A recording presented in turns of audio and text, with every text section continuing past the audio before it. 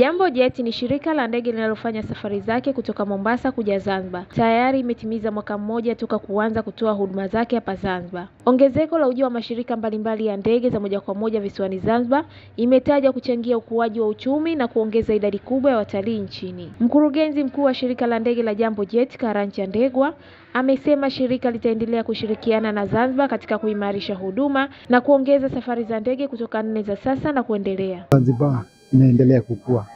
Nimeona leo katika Abiadev Zanzibar ingetaka kukua kwa miaka mingine 3 wanatarajia watalii zaidi ya milioni 2. Sasa kama Jambo Jet tuko hapo kuhakikisha hii pengo moja watu milioni 1 kwenda hadi milioni 2 tutazidi kushirikiana na Zanzibar. Baadhi ya wadau wa masuala ya usafirishaji na utalii wanasema ongezeko la mashirika ya ndege nchini ni kichocheo kikubwa cha kukuza uchumi na kuimarisha maendeleo ya nchi. Kutoka Zanzibar kwenda Mombasa hivi imekuwa ni rahisi, ni kama vile unavyokwenda Dar es Salaam na Zanzibar.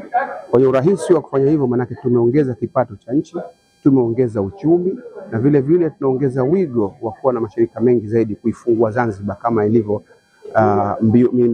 kauli mbiu ya Mheshimiwa Rais kuifungua Zanzibar katika kipindi kifupi sana, na tumeona kwamba si hii tu Jambo Jet ambayo ipo, mashirika mengi ya ndege. Utakapokwenda popote sasa hivi utapata taarifa kwamba Zanzibar imefunguka na ni nchi ambayo ni kituo cha haraka sana kuhusiana na masuala ya kiutalii.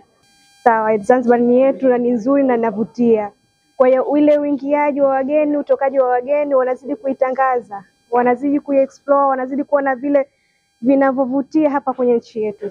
Sherehe za kutimiza kwa mwaka mmoja shirika la Jambo Jet toka kuanza kutoa huduma visiwani Zanzibar zimewashirikisha wadau mbalimbali na kuambatana na chakula cha usiku. Mtazamaji wa ZanTV TZ Online, toa maoni yako kuhusu video hii. Usisahau kusubscribe, kulike, kushare na kucomment.